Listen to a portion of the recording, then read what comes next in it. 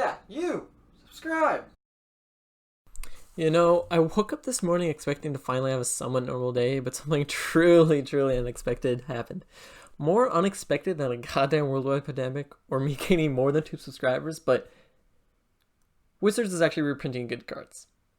Yo, what is up everyone? Before I start this video, please make sure to subscribe. Like and subscribe, it would be greatly appreciated. I need all the subscribers I possibly can get. Anyways, let's just jump right into it. Today, we are looking at spoilers for Core Set 2021, and boy, it is something. As you can see, there's some pretty spicy cards. Originally, they were going to start spoiling cards yesterday, but today is the day that we get to see some of this. Like, I actually can't believe it. Like, the core sets have never done well. There's never been, like, amazing sets. You know, the last, like, really good set there was 2014, I think, did well. Of course, set 2020 is actually doing really well, but anyways, let's just get right into it.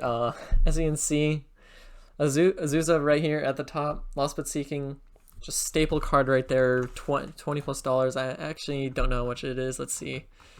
Mythic Spoilers shows how much it is. Here, let's look at TCG player. Zeus, I mean, the price might actually be falling. I don't know.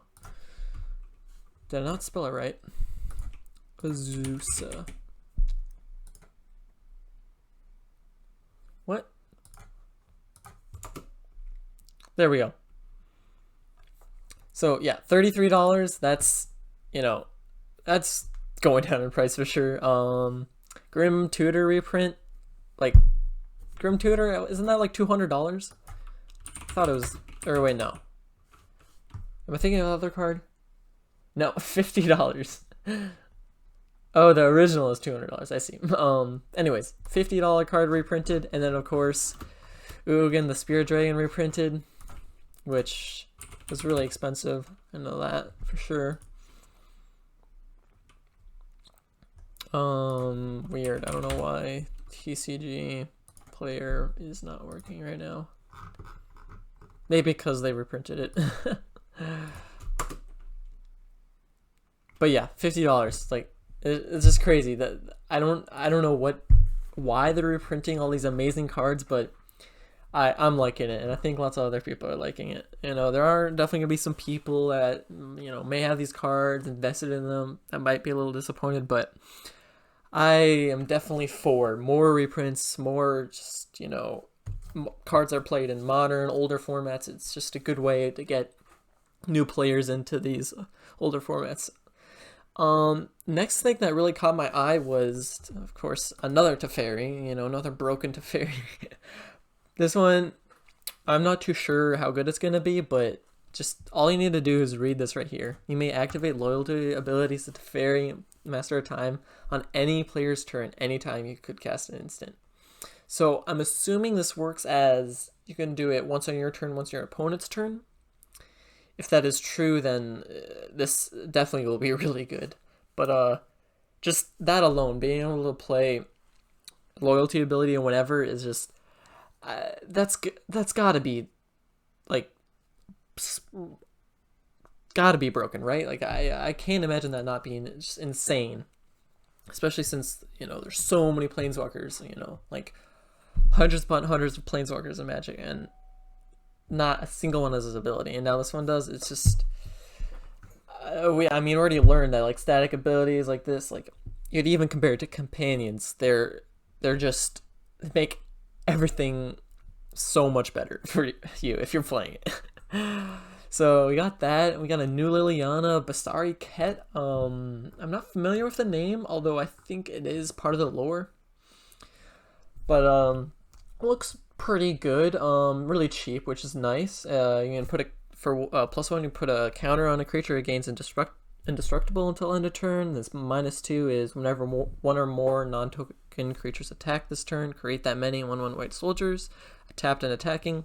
Second ability looks so good to me, especially in the like Abzan, or not my Abzan, sorry, Mardu aggressive knight decks or whatever. That Winota, like, it's gonna be so good. And then the -6, you know, probably won't get it that often at all, but you get an emblem with at the beginning of your combat on your turn, create a 1/1 white soldier, and then put a 1/1 counter on each creature you control. You know, emblems are always good. That's, mid tier right there. But still, for -6, it's really good. Interesting thing about this is I think this could actually be a very good control card. Maybe not like a pure or like no creature deck, because you definitely want to use the +1, but I feel like some sort of blue-white creature control deck, this would fit perfectly in, and I think could do really well. I'm going to quickly run down here to point out this card. I don't know what language that is, but destroy target planeswalker or creature with converted mana cost less than or equal to 3. 2 mana instant. Like, come on, that is like the the power creep in this set it's crazy. I can't believe it. All right, I just have to point that out because that is definitely going to be one of the best cards in the set, and this is going to definitely hold some value once this set rotates. It's going to be like the next I forget the card that's played in Pioneer. I mean, I mostly play Standard, so that's what kind of view I'm looking at this, and like what's going to be good in Standard, but obviously a lot of these cards are going to be really good in Modern. Let's look at Liliana. I haven't really looked at this one too much, but +1, each player discards a card, and people can't lose 3 life. -3, X, or some creature gets -X, where X is the number of creature, or sorry, just cards in your graveyard. That seems pretty good. And then the emblem for -7 at the beginning of combat on your turn, put target creature card from a graveyard on the battlefield under your control. Of course, and gains haste. That's, broken. If you can get it out, which, it's probably not going to be that easy, but who knows? It could go very well into some sort of Esper control deck. It just seems like every card is playable. I especially in Standard. This set looks so good. I can't wait to play with it. And then we got this funny card right here, Rin and Seri, Inseparable. It's a dog cat.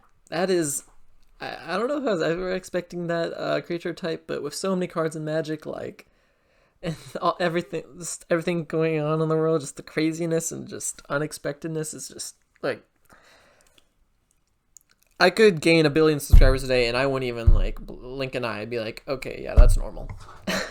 But anyways, whenever you cast a dog spell, get a 1/1 green cat. Whenever you cast a cat, create a 1/1 white dog. That's like, what?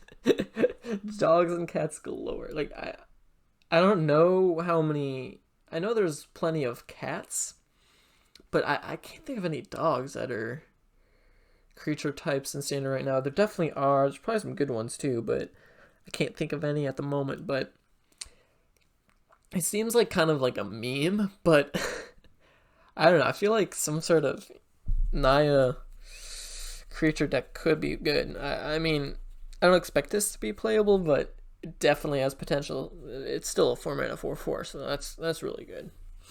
Anyways, they got the red, green, white, and you can tap it to deal damage to any target equal to the number of dogs you control. Gain life equal to the number of cats you control. It's just hilarious. Like, this set is gonna be something else.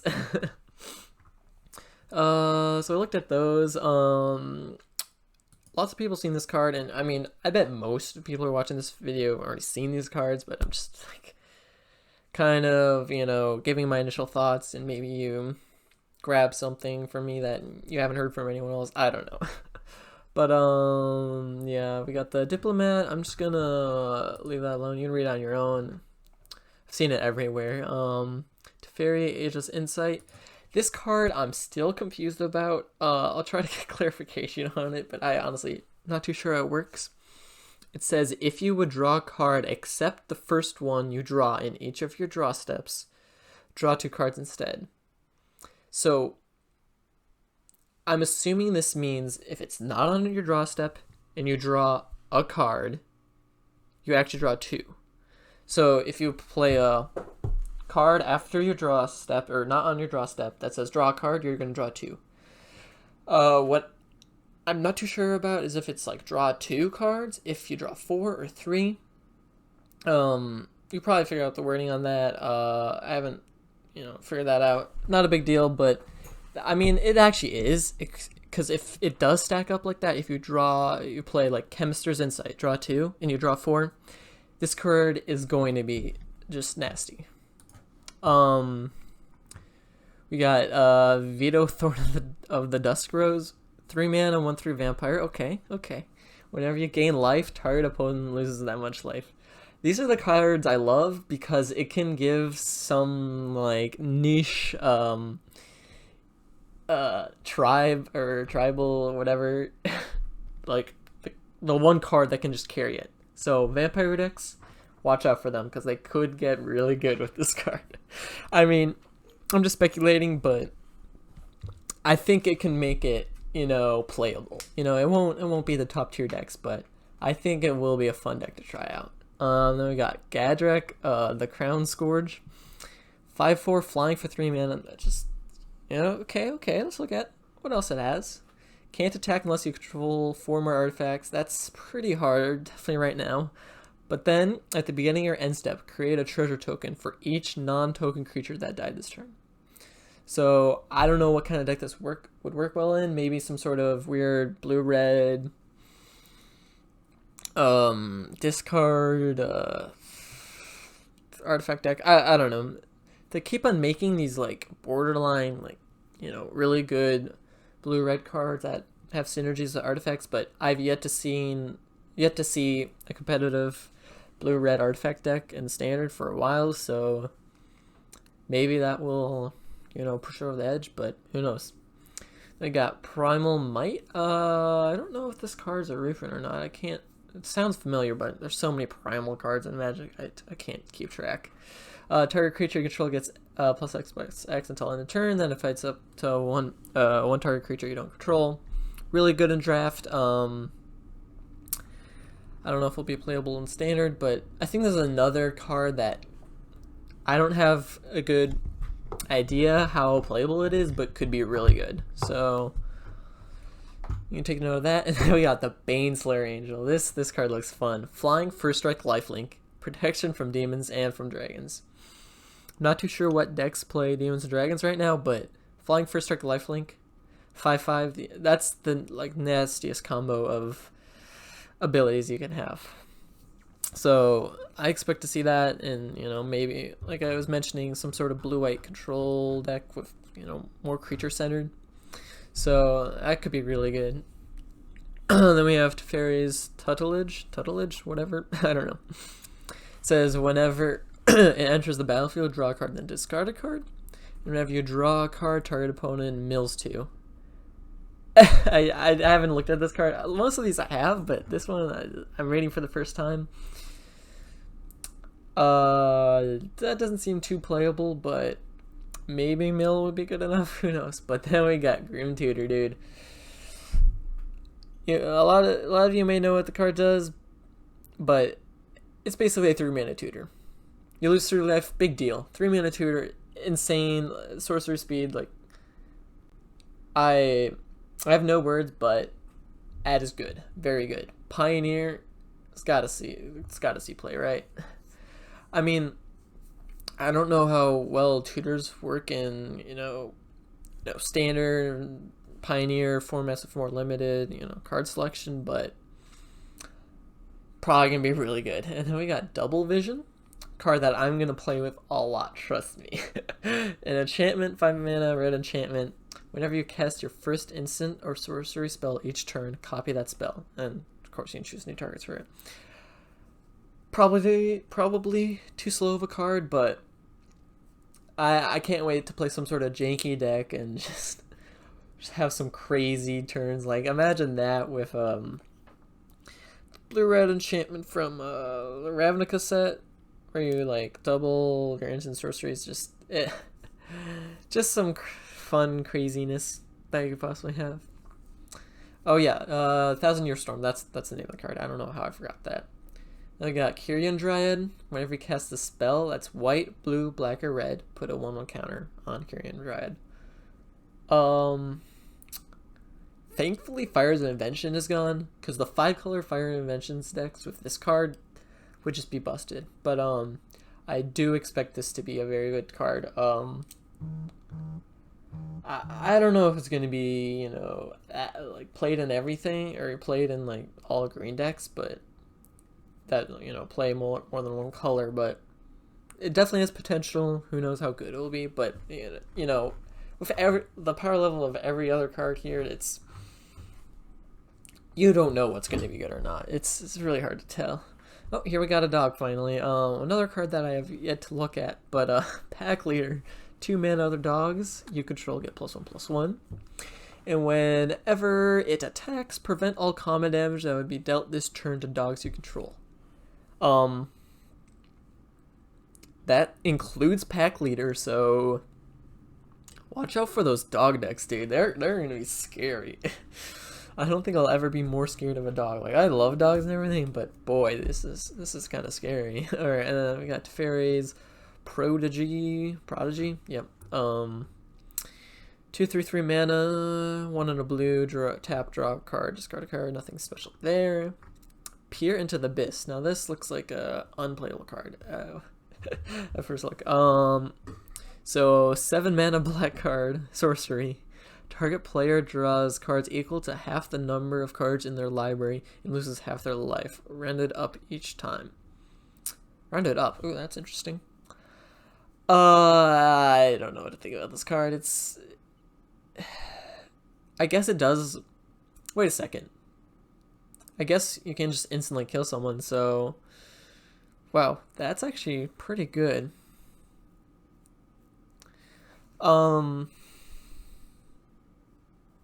Yeah, no, that might actually be really good if you can get it out and play it, but with all the counters and standard and whatnot, so yeah, I guess this is more of a card just to deal damage.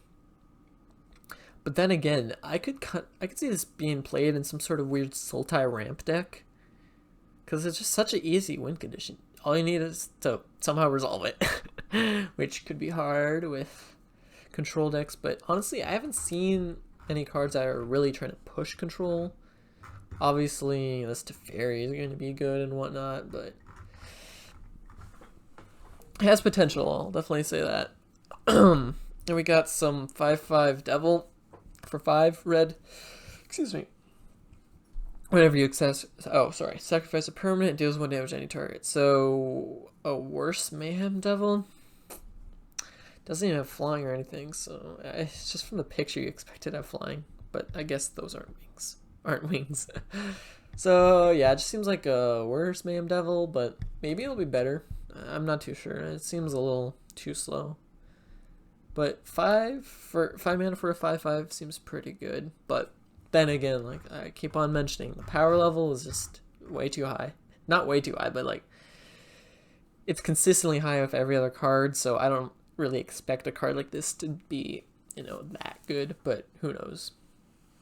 Fierce Empath, 3 mana 1/1. When it enters the battlefield, you may search your library for a creature card of converted mana cost 6 or greater. And then put it in your hand, shuffle your library, of course. That, oh my god, that's going to be a really good commander card.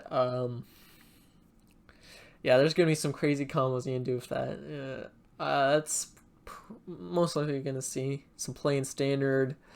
I don't know about Pioneer, but that's going to be a fun commander card. And of course, it's an elf. So that's, you know, even more reason to love elves. And let's just go to this other elf. Enters the battlefield, draw a card. Tap, add a green. So 3 mana, 2/2 green elf. Elf druid. Seems pretty good. Another, this seems like a new elf card. I don't think this has ever been. Yeah, this is a new card. Yeah, no, that's actually really good. I can compare it to Elvish Visionary. It's, I mean, it's 1 more mana, but I don't know. It seems a little better than me to me. You gotta love the island art. More full arts. Every set they just come out with new full arts. It's kind of, you know,